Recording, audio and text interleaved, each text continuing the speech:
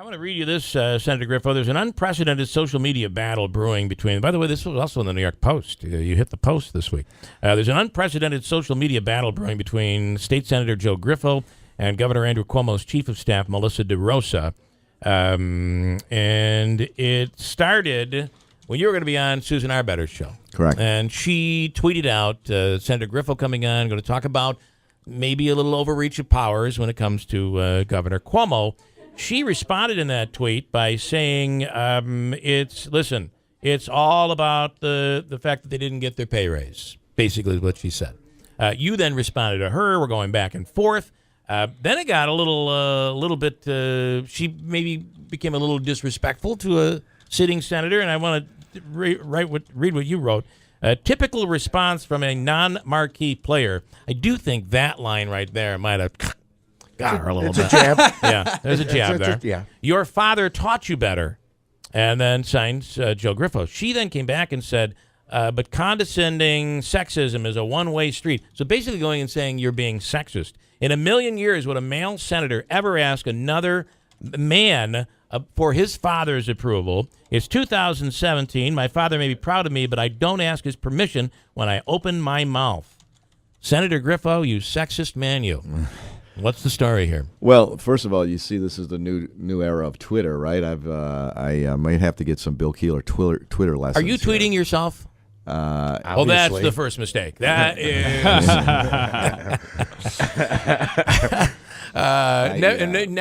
never drink and tweet either. There's a very important or those rule. Early morning tweets, Yeah. very early morning. Yeah. I don't think you said. I don't think you. You're in a battle here.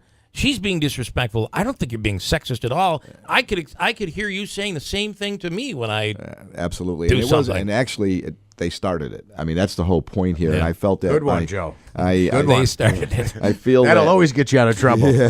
No. My point is, here we are going on, and I get that. This is hardball politics, and we're starting to talk about things in the legislature now because it's been a number of years, and we've talked about it on this show. In fact, Senator Flanagan got up on the floor of the Senate the other day, and so did the Speaker, talking about how the legislature is a co-equal branch of government, and some of the powers have been usurped. You see the executives now going through executive orders instead of through the legislative process.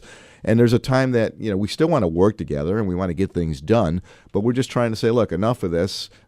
We got a lot of challenges here. Let's work together, and it's not going to be all your way. It's not like I reach out to you for a compromise and then pull you over. It's got to be where you really meet in the middle.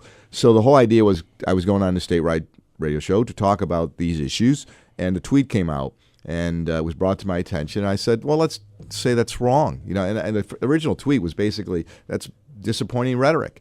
Look, I don't do this. People who know me, and that's the great thing about being in this community, if I was doing this for the money, I wouldn't be doing this right now. I'm doing it because I care about my community.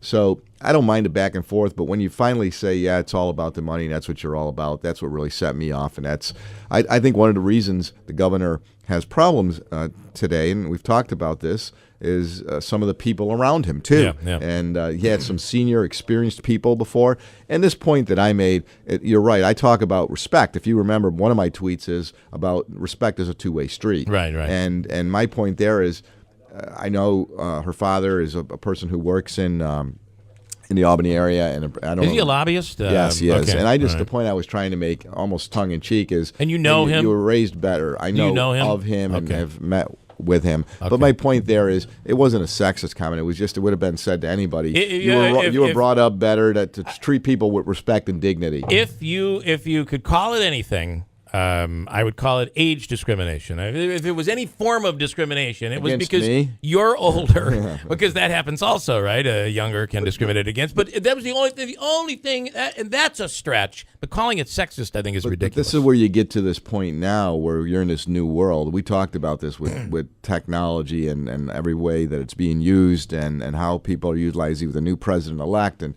using this as a means of communication. Yeah. You get into this type of things. In fact, she was in another battle with a very liberal group, the climate change people, that apparently yesterday. So my point is, look, just everybody should take a breath, step back.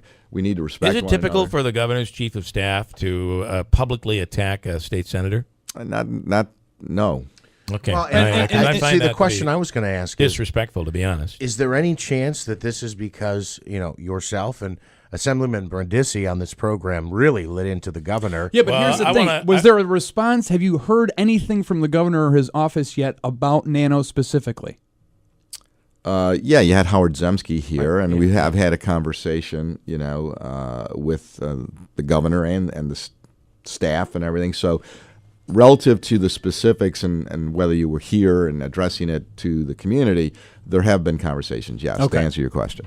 I just thought Brindisi's been very vocal, but he's been the most vocal, I think. But collectively, the local elected officials here have been like, Governor, what the heck? And I was just wondering if she was kind of saying, okay, you're going to throw shots at him, I'll drag your name through the mud. I think it's more of this whole sentiment in Albany right now, and the way it's going around the I hear it's Capitol. worse than it has ever been. Well, yeah, the mood is not good, and I think it becomes, and you want to avoid it becoming toxic because we do have some major challenges. Well, we're getting pretty toxic right now. So I want to ask you, we still have, the money's still supposedly there for the Nano. You got the hospital still in limbo. We're waiting for that to move forward. Do you feel that, you very critical of the governor, Assemblyman Brindisi, blistering response on this radio show. So we know how this governor is. Are you worried at all that he's going to say, that's it? I'm just going to ignore this area? Well, I think you're seeing that from across the state, though. My point to you is that there are two issues here. One is our community, and we're advocating for our community, and we're going to fight for our community regardless, and we're going to ask tough questions. Yeah. And then that's so I don't know how anybody holds that against you because it's in the public view, too. So I think that would really hurt that individual more than it would hurt a community. Right. Secondly, overall, when you talk about criticism, it's really a questioning and trying to present our perspective. Now, he does that regularly. Now, why would he be offended when we do the same? You see Senator Flanagan. I think they're on a bad strategy right now where the minute we question something or try to address an imbalance that we see right now from a legislative perspective, they immediately point to pay raise and start criticizing people. That's not what it's all about. It really isn't. Maybe in some cases. Can I ask also on this, and this is what I was getting, that from the governor's side, that basically the behind-the-scenes stuff is that it was either the Assembly or the Senate or both. Leaders really did want the raise. So let me just hear me out on this. Really did want the raise. It's expensive. Life's expensive. They wanted a pay increase, but they know that they need everybody on board, and they wanted the governor to really come out and basically give his blessing to a pay raise, and he didn't do that. And basically is saying, you guys are out on your own. You want to do this pay raise? I am not endorsing it. Yeah. Is there any truth to that? No. Okay. What really happened is you had in 2015 an agreement made between the executive and the governor, and we've talked about this on the shows. How do you compensate, particularly in the political arena? It's never a good time because nobody's ever going to think anybody who's in office deserves a raise. Right. So, and I know a lot of people who work very hard, including the people in our community, whether it's the county executive, the sheriff. These are hardworking people, the mayors, and you may not agree or like them, but you really have to acknowledge that these people are working hard and doing a good job. And so bottom line is, in this case, 2015, there was an agreement made to take this out of the political process, similar to what we discussed is in some of these city charters, like in Rome, where there's a mechanism in place to deal with compensation. And we agreed so it doesn't become a political correct, issue. And we agreed to it with the governor. It was applied to the judiciary because they were in the same problem for a long time, where when do you give them a raise, how do you give them a raise? And that's the problem. I think there was he went back on his word. There was an agreement made, legislation put in place, and then all of a sudden used his designees to undermine the process. Yeah, okay. All right. So I think it's basically becomes a lack of trust, not even so much of whether you wanted the raise, deserved the raise, but now saying, well, you agreed to something, and all of a sudden now you said, no, I didn't agree to that. Okay. But it goes more to that. It goes to the point of balance of powers, as we talked about. I don't remember. How much was it? It was probably, I don't remember. I shouldn't say this, but it was probably one of these token right? How much of a raise was it? Well, that's what that commission was supposed to determine. They were a professional, independent commission that was established that was supposed to evaluate what's being paid in other states, the type of job, and what's involved in the job, and make a recommendation accordingly. So there never really was a number. Okay. We read a lot of things in the newspaper and news accounts, but see how I caught myself quick there. Yeah. So I don't know. I But like mean, your voice with a cold a lot better, to be honest. I think you should have a cold often. It sounds good and low. You got a good girthy tone to your voice. I a like little it. Barry White now. You got a little Barry White going on there. Maybe I can call and I can make amends there, but I can't get enough of you a little bit. Oh my God, it's Barry White. Caitlin has a listener question.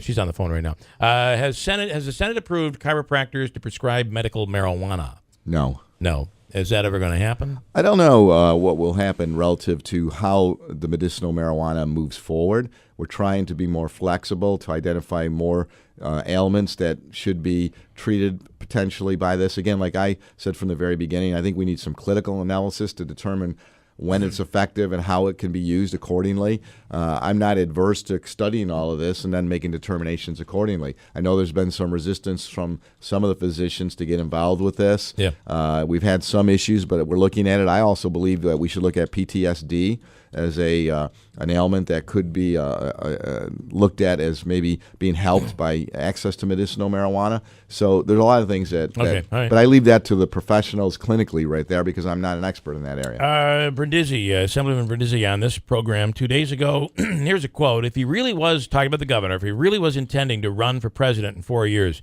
it would do him well to focus on upstate because the Mohawk Valley, Southern Tier, North Country, that looks a lot like Ohio and Wisconsin and Michigan. And all of those Rust Belt states that Hillary Clinton just got shellacked in. And if he's successful fixing places like Utica, he can go into Youngstown, Ohio, and say, look what I did in Utica, and I can do it here too. How important is fixing this economy up here and fixing this nano debacle? Well, it's very important to fix the economy of upstate New York because it's been a challenge for so long. So long. Yeah. And obviously here we're going to continue to work very hard on the areas that we've discussed and identified, whether it's nanotechnology and cybersecurity. The money is there. We're going to work in partnership. I think Mr. Zemsky is a talented man, one of his department heads, and that's why I think it's important that you surround yourself with good people. They have the expertise and the ability to make things happen. Look, you learned some lessons from this. That was some of our frustration that we had been voicing our concerns. Yeah, we talked about this when all three of us were on your show, and it was falling on. They weren't listening, basically. Yeah. They kept saying everything's going to be okay. And now we need to identify what went wrong and make sure it doesn't happen again. So I remain optimistic, and as I indicated, I think all the necessary work is being done to ensure that we're ready. Now you need to identify, again, somebody who has an interest. And the other thing is this state fair meeting. You were in on that? Were you in on that, or what was it, at Pacenti and Brindisi? No, it was actually Anthony and I, and we went to the state fair. I go every year, as you know, opening day, Governor's Day, and we just asked for the opportunity to meet with him, and he agreed. And didn't it bother you at that point that you had to do that to get access? I mean, that's back in August. You know what, though? It's tough to get access to an executive, even though we meet them more than anybody else. They're pretty busy guys, whether it's the president, the governor, I get that. So it's not so easy to call him and he calls you right back. Right. And that's understandable no matter who the governor is. But ultimately, if there's really a problem, you need to get to him. And we wanted to make sure he was getting the information from his staff at the time because we were talking to staff and being reassured, but we had this opportunity. We took advantage of it. Right. So there's no way to disparage him in that way, because when we spoke to him that day, he said, all right, I will again talk to so-and-so and so-and-so. Do you worry that the word nano right now is associated with Caballeros, is associated with all of this corruption, and the governor's like turning the other way and trying to find other things to take away the news headlines? Well, I think anything Which means he won't pay attention to fixing this problem? No, I think he's going to have to pay attention to fixing the problem because it's an economic issue. And as you heard earlier, or you said earlier, if you can't fix the economy, that's a problem. Not only upstate, but throughout the whole state. So, but particularly upstate because it's a significant problem. There's one way to fix this issue, and that is to come into town and say, here are real jobs. These are real jobs. That was one of the other issues we brought up, even on the state of the states right now, and there's some push back and forth. Look, I hear that you guys are going to boycott. I don't know if that was true. It was not discussed in our conference to boycott the speech. The question is, I think a lot of it though is they like a controlled environment, and I understand that too. Last year they were interrupted by Assemblyman Barron. I know you had him on the radio show. Sure. But moving it, I don't have a problem sometimes with breaking tradition. Moving the speech to the convention center. I know some of my colleagues feel very were miffed because tradition was in the assembly chamber. I don't have a problem with that type of thing. But then you can't control it all. Moving this on normally, and I've expressed this to them. Moving this. Initially starting it in Albany, then going on the road is something that takes place. The president does that normally with a State of the Union. He gives the speech, then goes around to try to sell the programs. But he's not going to start it in Albany. Well, I think it's not even starting it in Albany. It's doing this by region. I'm not sure how it's going to work or really the impetus. I mean, they're indicating that it's because they want to bring it to the people. But even then, if you're going to do that, I would have did it in all 10 regions that they created, the economic regions that they created. Are we going to get a stop on this? Central, it's not going to happen. Central is Syracuse is the region. Syracuse. So my point is, if you went to all the regions Yeah. that they created, economically, and then go into the largest population centers like Utica or Watertown, wherever it may be, and then go to the largest venue, and if you really want to bring the speech to the people, allow people to come and listen. Yeah. Right now, it's a registration process and everything. And So it's is he very going to be cumbersome. speaking about those specific areas, or is it going to be the same speech in all the different No, areas? I think it's going to be. If I had to guess right now, I think it's going He's to going be to target. We don't really know at this point, but right. I we'd think it's- assume that it's going to be. Well, he's going to be giving candy to Syracuse. He's going to be giving candy to Binghamton, and Yeah. I think it's going to be a general message, and then with highlights in that specific area, along Yeah. with some announcements about maybe something new there. Not only what they've done, but here's something else that we're going to now undertake here. well, he could make a positive announcement for Utica from Syracuse. Something's got to be done here. Boy. All right, Senator Griffo, we appreciate your time. It's a pleasure to be here. Careful with those roads out there. Yes. I know you got a swearing in you got to do coming Yes, right up there. joint and those swearing in. tweets. Be careful of those tweets. Be careful.